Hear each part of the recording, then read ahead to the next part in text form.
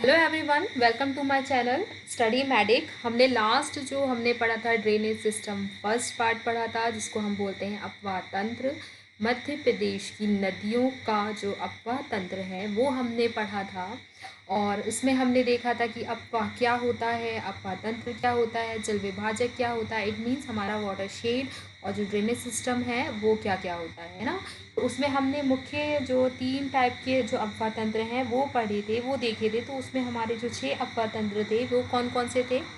हमारा था गंगा अपवाह तंत्र, नर्मदा अपवाह तंत्र, और ताप्ती, गोदावरी, माही, और हमारा एक और क्या हो गया, महानदी अपवाह तंत्र। तो आज हम लोग देखेंगे गंगा अपवाह तंत्र। इसको धीरे धीरे करते हम सारे जो अपवाह तंत्र हैं वो देख लेंगे। तो ये हमारा सेकंड पार्ट है। तो आप देख सकते हैं कि हमारे मध्य प्रदेश में जो गंगा अपवाह तंत्र है वो सबसे बड़ा दिख रहा है। उसमें हमारी यमुना है, चंबल है, बेतवा है, केन है, सोन है। तो इस प्रकार से हमारा क्या है, ये गंगा का अपवाह तंत्र यानी ड्रेनेज सिस्टम ऑफ गंगा। तो आगे चलते हैं, हम देखते हैं कि गंगा अपवाह तंत्र मध्य प्रदेश का सबसे बड़ा अपवाह तंत्र है यानी, और जो यह है उत्तर एवं उत्तर पूर्वी जिलों में विस्तार है। इसके अंतर्गत आंशिक रूप से राज्य के मध्य पश्चिमी भाग सम्मिलित हैं। इस अपवाह की अधिकांश नदियां उत्तर की ओर प्रवाहित होती हैं।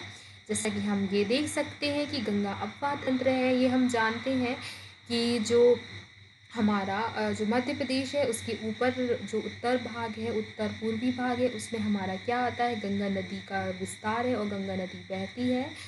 और जो इसमें जो मध्य पश्चिमी भाग है वो सम्मिलित होते हैं। जो इसमें जो अफवाह की जो अधिकांश नदियां हैं वो सारी जो है जैसे हमारी जो गंगा है उसकी जितनी भी सहायक नदियां हैं वो हमारे उत्तर की ओर ही प्रवाहित करती हैं, यानी वो गंगा में जाके मिलती हैं। ठीक है, तो फिर आगे हम देखते हैं इसमें जो हमारा गंगा अपवाह तंत्र है वह 3 उपतंत्र से बना है। तो कौन कौन से हैं, वो है हमारा पहला यमुना, ये है हमारा टोन्स, और ये हमारा सोन। देखिए अपवाह तंत्र क्या होता है, जो नदियों का जाल होता है उसको हम पूरा अपवाह तंत्र कहते हैं, यानी network of all reverse, that is called drainage system. तो जो हमारा गंगा अपवाह तंत्र है उसकी जो ये सबसे बड़ा अपवाह तंत्र है, और इसके जो 3 उप तंत्र हैं हमारे कौन कौन से, यमुना जिसके अंतर्गत कौन कौन सी नदियाँ आती हैं, चंबल, सिंध, जामिनी, बेतवा, धसान, और फिर आता है हमारा टोन्स। टोन्स में हमारा आता है बिहार, ओदा, महान आदि नदियाँ। फिर सोन में आता है हमारा जोहिला, बनास, गोपत, रिहन और कन्हार। यानी इस प्रकार से हम समझ सकते हैं कि यह यमुना उपतंत्र में हमारी जो सहायक नदियाँ हैं यमुना की, चंबल, सिंध, जामिनी, बेतवा, धसान हो गई। फिर हमारी टोन्स हो गई, और हमारी टोन्स में कौन कौन हो गया, बिहार, ओदा, महान आदि। और जो सोन हो गया उसमें कौन कौन सा हो गया, जोहिला, बनास, गोपत, रिहन, कन्हार।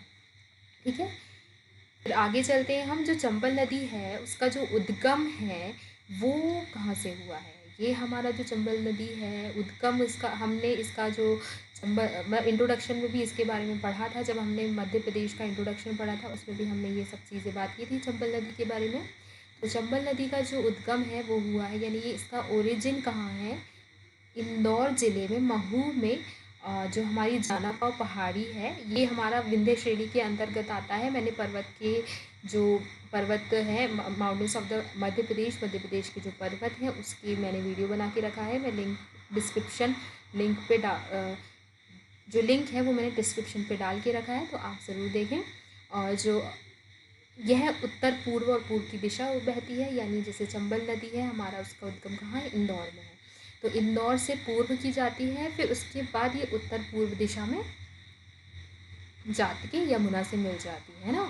तो इसका जो प्रवाह है वो उज्जैन, शिवपुर और जो मुरैना ज़िले हैं वहाँ पे प्रवाहित होती है, और इटावा उत्तर प्रदेश के समीप यमुना में जाके मिल जाती है ना। तो उद्गम कहाँ है हमारा, महू, जानापाव पहाड़ी, विंध्या श्रेणी।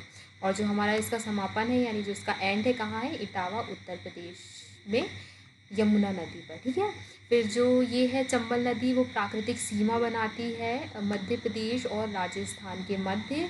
और ये जो है यमुना नदी के 7 लश्कर की मैदान भी बनाती है। इसकी जो कुल लंबाई है वो कितनी है, 965 किलोमीटर। तो चंबल नदी का उद्गम हो गया हमारा इंदौर, जानापाव पहाड़ी, महू, विंध्य श्रेणी। और फिर इसका ये उत्तर पूर्व और पूर्व की दिशा में बहती है। पहले पूर्व जाती है, फिर उसके बाद उत्तर पूर्व की दिशा में जाके इटावा उत्तर प्रदेश में यमुना से मिल जाती है। फिर राजस्थान और मध्य प्रदेश के बीच एक प्राकृतिक सीमा बनाती है। और फिर इसके अतिरिक्त यह यमुना के साथ लश्कर का मैदान बनाती है। और ये हमारी जो इसकी लंबाई है और ये कितनी है, 965। और ये हमारी दूसरी सबसे लंबी सबसे बड़ी नदी है। यानी तो पहली कौन सी होगी, आप मुझे कमेंट सेक्शन पे बताएं, फिर मैं ये आगे तो बताऊंगी ही। तो चलिए आगे चलते हैं हम।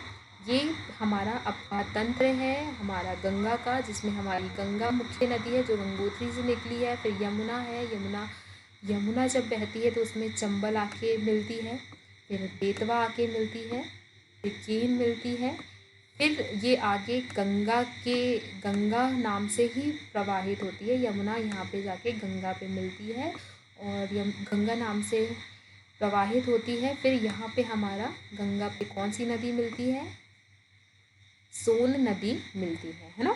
तो आगे चलते हैं हम। ये हमने अभी देखा, इसको मैप के थ्रू समझा। फिर अब देखते हैं, जो सबसे पहले हम बात करेंगे चंबल नदी का। चंबल नदी का जो जो नदी है वो पश्चिमी मध्य प्रदेश की जीवन रेखा के नाम से जाना जाता है। यानी इसको क्या बोलता है, life line of western Madhya Pradesh. जो इसका अप्पा क्षेत्र है ये आता है मध्य प्रदेश के इंदौर, धार, रतलाम, मंदसौर, श्योपुर, मुरैना, भिंड आदि जिलों में इसका विस्तार है। इसका जो अप्पा क्षेत्र है वो, और इसको क्या बोला जाता है, life line of western Madhya Pradesh. और चंबल की जो सहायक नदियां हैं वो कौन कौन सी हैं, काली सिंध, शिप्रा, पार्वती, पूनम, कुमारी, कुंजवानी है। और ये एक अध्यारोपित नदी है। ये अध्यारोपित मतलब होता है super imposed, it's kind of मतलब ये पैटर्न होता है नदियों का कि वो कैसे चैनल बनाती हैं। हमने जब इसका फर्स्ट पार्ट पढ़ा था तो उस पर हमने देखा था डेंड्रिटिक, यानी जो हमारा आयताकार हो गया है, हमारा अध्यारोपित हो गया है। तो ये अगर आप चाहते हैं कि मैं इसका वीडियो बना दूं पैटर्न्स का, तो आप मुझे कमेंट करके बता दीजिए, तो मैं इसका वीडियो ज़रूर बना दूंगी जो हमारी नदियों का पैटर्न है वो। फिर देखते हैं चंबल नदी के अन्य नाम क्या कौन कौन से हो गए, ये हमारे हो गए चरणावती, धर्मावती, कामधेनु, रति, और हमारा क्या हो गया देवकी और कीर्ति, है ना। इसको कई जगह इसको चर्मवती भी बोला जाता है हमारा, किसको, ये जो हमारा चंबल नदी है इसको क्या बोला जाता है, चर्मवती। इसी से हमारा इसका चंबल नाम पड़ा है। तो इसका उद्गम कहाँ से था हमारा, महू, जानापाव पहाड़ी से। इटावा उत्तर प्रदेश में यमुना नदी पे मिल जाती थी। और ये दूसरी सबसे बड़ी नदी है। और ये इसको क्या बोला जाता है, life line of western Madhya Pradesh. इसके अंतर्गत आते हैं इंदौर, धार, रतलाम, मंदसौर, श्योपुर, मुरैना, भिंड। और इसकी जो सहायक नदियाँ हैं वे हैं काली सिंध, शिप्रा, पार्वती, पूनम, कुमारी, कुंजवानी, है ना। तो आगे चलते हैं हम। अब हम देखते हैं शिप्रा नदी के बारे में। देखिए शिप्रा नदी के बारे में जानते हैं। शिप्रा नदी को ये इंदौर ज़िले में स्थित काकड़ीबाड़ी, ये भी हमारी जो काकड़ीबाड़ी हिल है वहाँ से इसका उद्गम हुआ है, वहाँ से ये निकली है काकड़ीबाड़ी हिल से। और जो राज्य के रतलाम, उज्जैन, मंदसौर ज़िले में प्रवाहित होती है। ये महू जो इंदौर है, इंदौर में काकड़ीबाड़ी से निकली है। और जो हमारी महू से कौन निकली है, हमारी चंबल नदी, इंदौर से। फिर इस नदी को मालवा की गंगा भी बोला जाता है। उसको क्या बोला जाता था, जीवन रेखा, यानी पश्चिमी मध्य प्रदेश की जीवन रेखा चंबल को। और इसको क्या बोला जाता है, हमारा मालवा की गंगा के नाम से जाना जाता है। मध्य प्रदेश में यह नदी उत्तर पूर्वी दिशा की ओर उज्जैन से प्रवाहित होती हुई कोटा, राजस्थान के समीप चंबल नदी में मिल जाती है। यानी इसका उद्गम हमारा काकड़ीबाड़ी हिल इंदौर से हुआ है। फिर उसके बाद हमारा ये पूर्वी दिशा की ओर उज्जैन से प्रवाहित होती है। फिर जो कोटा, राजस्थान में इसका समापन हो जाता है, किसमें, चंबल नदी में। इसको क्या बोला जाता है, इसको बोला जाता है मालवा की गंगा। और ये रतलाम, उज्जैन, मंदसौर में प्रवाहित होती है। आगे देखते हैं हम शिप्रा नदी के बारे में कुछ फैक्ट्स कि इसकी जो कुल लंबाई है वो कितनी है। ये है हमारी 195 किलोमीटर है और उसकी कितनी थी 965 किलोमीटर कुल लंबाई, किसकी, चंबल नदी की।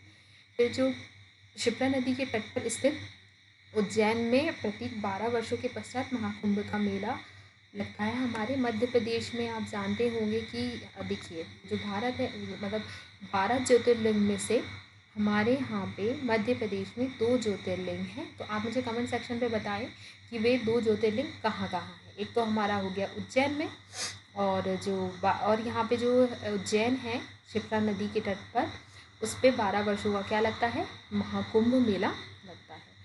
फिर आगे देखते हैं हम बेतवा नदी। बेतवा नदी का जो अन्य नाम है वह कौन कौन सा है, बेत्रवती हो गया, शिव की पुत्री हो गया, वेश विंध्याटवी। ये हमारा ये जो मैप है हम देख सकते हैं, ये हमारा रिवर सिस्टम है। ये यहाँ से हमारी क्या उद्गम होती है, बेतवा नदी उद्गम होती है।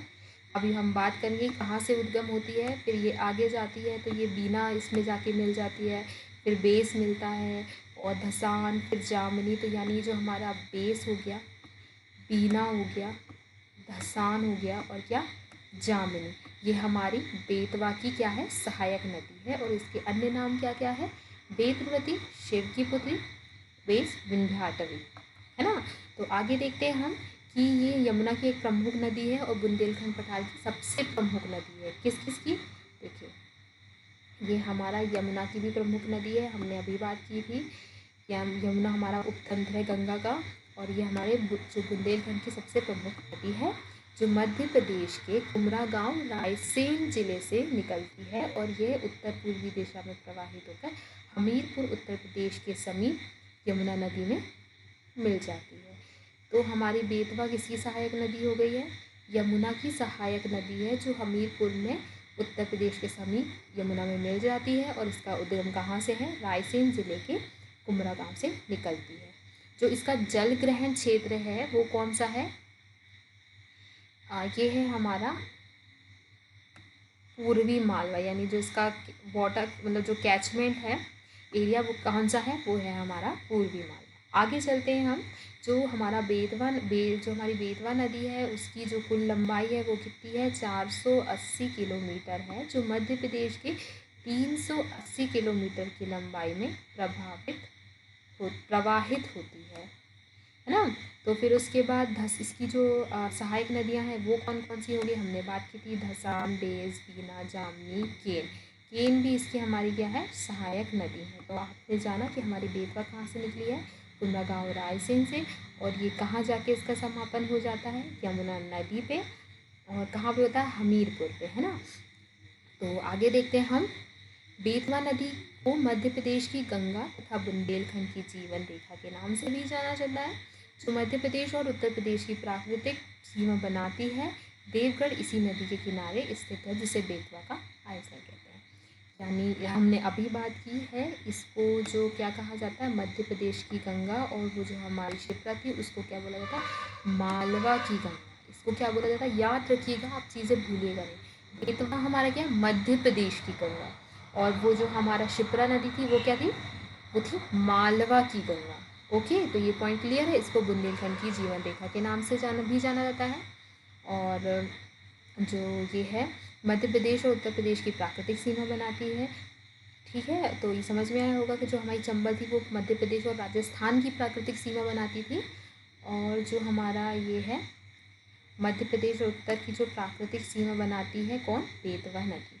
इसी नदी के किनारे स्थित है, जिसे बेतवा का आइसलैंड कहते हैं। ये जो हमारा देवगढ़ है ये हमारा बेतवा नदी के किनारे स्थित है, जिसको हम क्या बोलते हैं, बेतवा का आइसलैंड। फिर आगे देखते हैं हम धसान नदी। धसान नदी हमारी बेतवा की सहायक नदी है। ये जो रायसेन में बेगमगंज तहसील है वहाँ से निकलती है, जो उत्तर पूर्व की ओर बहती है। जो इसकी कुल लंबाई कितनी है, 365 किलोमीटर है, जिसमें से 240 है वो हमारे मध्य प्रदेश में है, फिर 54 जो है वो मध्य प्रदेश और उत्तर प्रदेश की सीमा बनाती है, फिर जो 71 है तो वो कितना है, उत्तर प्रदेश में है। यानी हम इसको समझें इस प्रकार से, तो जो हमारा 365 लंबाई है धसान की, और ये क्या है, बेतवा की नदी, बेतवा की सहायक नदी है। ये निकली कहाँ से है, बेगमगंज तहसील से, के उत्तर पूर्व की ओर प्रवाहित होती है। इसकी कुल लंबाई कितनी है? 365, जो हमारे मध्य प्रदेश में 240 है। और फिर 154 किलोमीटर उत्तर प्रदेश और मध्य प्रदेश की सीमा पर है, और जो 71 है वो हमारा कितना है? उत्तर प्रदेश में। यह रायसेन और जो सागर जिले का जल बहाकर बेतवा में ले जाती है। हरपालपुर के पास इस पर लहचूरा बांध है।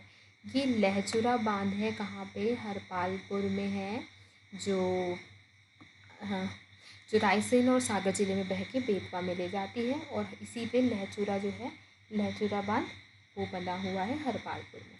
फिर आगे देखते हैं हम केन नदी। केन नदी का उद्गम जो हुआ है वो है हमारा कटनी जिले की रीठी तहसील के समीप, जो हमारी कैमूर पहाड़ी है, दमोह पहाड़ी कहते हैं जिसको, मतलब दमोह पहाड़ी भी कहा जाता है। यह पन्ना के जिले दक्षिणी क्षेत्र में प्रवेश करने के पश्चात जो हमारा पन्ना और छतरपुर जिले की सीमा बनाती हुई बांदा उत्तर प्रदेश जिले में प्रवेश करती है, और यहीं पर चिला गांव के समीप पोजहा नामक स्थान पर यमुना नदी से मिल जाती है। तो क्या है हमारा? केन नदी का उद्गम कहाँ से हुआ है? कैमूर पहाड़ी रीठी तहसील में कटनी जिले से। फिर ये जो पन्ना और छतरपुर है उसकी सीमा बनाती है, फिर बांदा उत्तर प्रदेश जिले में प्रवेश करती है, और फिर उसके बाद हमारा जो चिला गांव है भूजहा के नाम पर, तो वहाँ पे जाके यमुना पे जाके मिल जाती है। कहाँ पे? चिला गांव, एक भूजहा नामक स्थान है वहाँ पर। फिर आगे देखते हैं हम कि ये हमारा जो केन नदी है उसका एक डायग्राम शो करके रखा है मैंने। ये हमारी केन नदी का उद्गम हुआ है कहाँ से? तो ये हमारी केन नदी कटनी जिले से हुआ है इसका उद्गम, और जो वो हमारी पहाड़ी थी, कौन सी? दमोह पहाड़ी, तो उससे यहाँ से बहती हुई ये यहाँ पे उर्मिल नदी इससे जाके मिलती है। फिर यहाँ पे हमारी यमुना पे जाके केन नदी मिल जाती है। तो आगे देखते हैं हम कि जो केन नदी है उसकी कुल लंबाई कितनी है? ये है हमारी 427 किलोमीटर, और जिसमें जो हमारा 292 है मध्य प्रदेश में है, 91 किलोमीटर मध्य प्रदेश और उत्तर प्रदेश की सीमा पर है, और जो 84 किलोमीटर उत्तर प्रदेश में प्रवाहित होती है। ठीक है, जो हमारा कुल लंबाई कितनी है इसकी? 427, और 292 कितनी है? मध्य प्रदेश में है, और जो हमारा उत्तर प्रदेश में 84 है, और जो हमारा इसकी सीमा पर कितना है? 51। फिर इसकी जो सहायक नदियाँ हैं वो कौन कौन सी हो गई? हमारी श्यामरी, व्यारमा, सोनार, बेवस, और हमारी क्या हो गई? उर्मिल। केन की क्या है? सहायक नदी है, और इसी नदी पे हमारा पांडव जलप्रपात का निर्माण हुआ है। फिर आगे चलते हैं हम। केन नदी में सजर नामक जो बहुमूल्य पत्थर पाया जाता है, जो पन्ना अजयगढ़ से लेकर बांदा के कनवाड़ा गांव तक प्रचुर मात्रा में पाया जाता है। कौन सा जो केन नदी है उसमें कौन सा पत्थर पाया जाता है? ये है हमारा सजर नामक एक बहुमूल्य पत्थर पाया जाता है, जो पन्ना अजयगढ़, जो अजयगढ़ है वो हमारी पूरे मध्य प्रदेश की सबसे छोटी तहसील है, जो पन्ना जिले में स्थित है, और ये बांदा के कनवाड़ा गांव तक प्रचुर मात्रा में मिलता है। फिर केन की जो सहायक नदी है रंगवा, उस पे हमारा एक बांध बना हुआ है, और वर्ष 1947 में निर्मित पन्ना बाग आरक्षित क्षेत्र के मध्य केन व सिमरी नदी के संगम पर गंगव तथा बरियापुर बांध निर्मित हुआ है। किस किस नदी के संगम पे? जो हमारा है केन और जो सिमरी नदी है उसके जो संगम है उस पर एक गंगव तथा बरियापुर बांध निर्मित हुआ है। कौन कौन सा बांध? एक हमारा हो गया बरियापुर, और ये हो गया हमारा गंगव। कौन कौन सी जो किसके संगम पर? केन और सिमरी नदी पे। कब? 1957। और एक और कौन सा बना है हमारा बांध? वो है रंगवा नदी पर जो बांध बना है केन की सहायक नदी। ओके, तो आगे देखते हैं हम। अब देखते हैं हम हमारी सिंध नदी है ना। तो सिंध नदी है एक यमुना की सहायक नदी है, और जो सिरोंज विदिशा जिले से निकलकर उत्तर पूर्व की ओर बहती है, और फिर गुना, अशोकनगर, शिवपुरी, दतिया, ग्वालियर और भिंड जिले का जल लेकर उत्तर प्रदेश के इटावा जिले में चंबल संगम के बाद यमुना में मिल जाती है। तो हमारी सिंध नदी का उद्गम कहाँ से हुआ है? सिरोंज तहसील विदिशा में हुआ है। इसमें आप सिरोंज से आपको कुछ याद आ रहा है? जो हमारे जो हमने ये जब पढ़ा था, इसका जब मध्य प्रदेश का गठन पढ़ा था, तो आप मुझे बताइए आपको सिरोंज से क्या याद आ रहा है। मध्य प्रदेश के गठन से रिलेटेड है, मैं आपको इतना बता देती हूँ, तो आप मुझे कमेंट सेक्शन पे बताइए कि सिरोंज तहसील किस उससे फेमस है ना। तो फिर उसके बाद ये हमारा जो इटावा ज़िला है, चंबल के संगम के बाद यमुना में मिल जाती है, ठीक है, इटावा ज़िले पर। फिर उसके बाद देखते हैं इसकी जो सिंध की जो कुल लंबाई है वो कितनी है, 470 किलोमीटर है। जो मध्य प्रदेश में कितनी है, 461। तो कुल लंबाई सिंध की कितनी है, 470 किलोमीटर, और जिसमें से सबसे ज़्यादा कहाँ पे है, मध्य प्रदेश में, 461। फिर इसकी जो सहायक नदी है वो है हमारी कौन कौन सी, पहुज, कुमारी और माहुर तथा पार्वती, इसकी क्या है, सहायक नदियाँ हैं। आगे चलते हैं हम काली सिंध नदी पे। जो काली सिंध नदी है वो हमारी चंबल की सहायक नदी है, जो मध्य प्रदेश के देवास जिले में बागरी गांव के समीप, जो विंध्याचल श्रेणी है, से निकलती है। और फिर इसके बाद यह मध्य प्रदेश के उत्तरी जिले शाजापुर, नरसिंहपुर से प्रवाहित होती हुई नौनेरा, राजस्थान नामक स्थान पर चंबल नदी में मिल जाती है ना। तो ये देखिए, और फिर इसकी जो कुल लंबाई है वो कितनी है, 150 किलोमीटर है। फिर देवास इसके किनारे स्थित प्रमुख नगर है। तो काली सिंध का उद्गम कहाँ से हुआ है, ये हमारा हुआ है बागरी गांव देवास से। और फिर ये कहाँ कहाँ से प्रवाहित होती है, शाजापुर, नरसिंहपुर से प्रवाहित होती है। फिर राजस्थान में नौनेरा नामक एक स्थान है, वहाँ पे चंबल नदी पे मिल जाती है। कहाँ पे मिलती है, चंबल नदी में मिल जाती है। कहाँ पे, नौनेरा, राजस्थान में।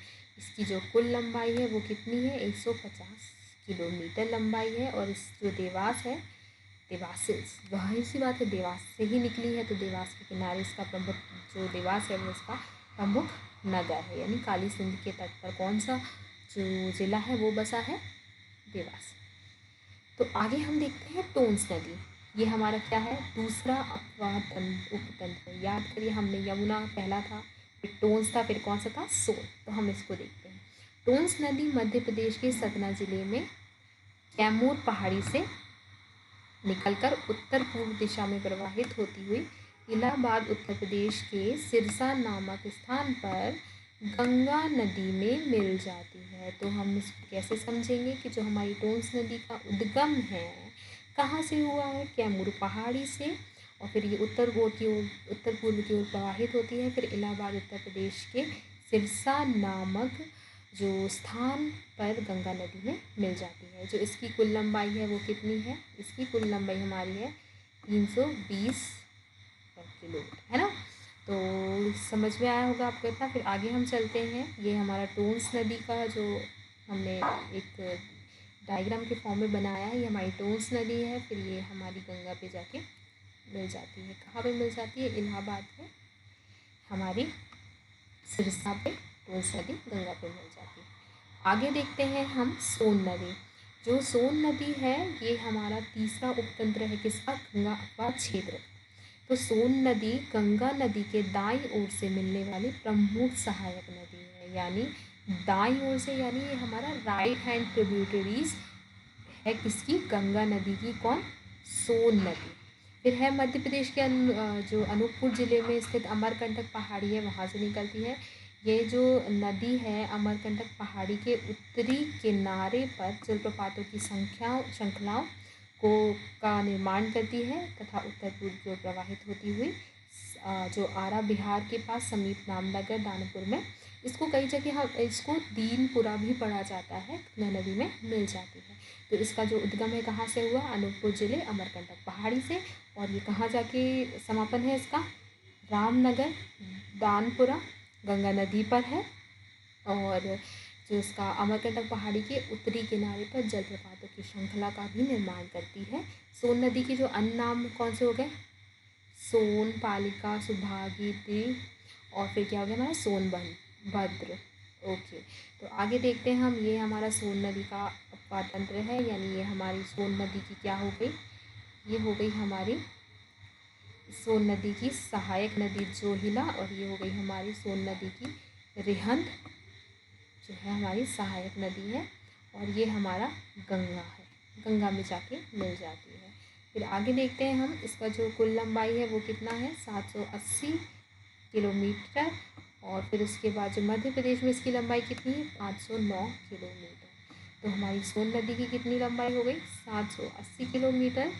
फिर इसकी जो मध्य प्रदेश में कितनी है 509 किलोमीटर। इसकी जो सहायक नदी हमने अभी बात की थी ये हमारी हो गई घग्गर, जोहिला, सोन की प्रधान सहायक नदी है। फिर उसके बाद कौन कौन सी है गोपत, रेहंद, कन्हार, त्रिकोइल आदि इसकी प्रमुख सहायक नदियाँ हैं। तो आपको इतनी चीज़ें समझ में आएगी। जब हम एक इसका रिवीजन सेक्शन भी तैयार कर लेंगे, जो भी हम पूरा प्रवाह पढ़ेंगे, जो भी हमारा ड्रेनेज सिस्टम पढ़ेंगे, उसमें मैं आपके कुछ जो भी जो हमारे प्री में जो पूछा जाता है MPPSC में या वनडे के कोई भी एग्ज़ाम में पूछा जाता है, तो आपको एक रिवीजन चार्ट हो जाएगा, है ना। तो आप मेरी चीज़ें समझ रहे होंगे।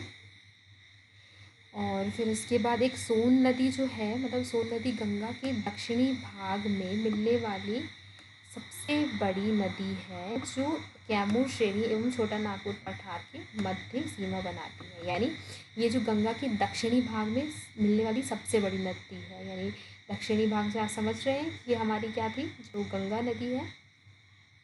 मानिए हमारी गंगा नदी ऐसे बह रही है, तो हम अगर इस डायरेक्शन में जा रहे हैं तो हमारा ये क्या होता है, ये हमारा होता है राइट, ये होता है हमारा लेफ्ट, यानी ये हमारा दाएं और ये बायां।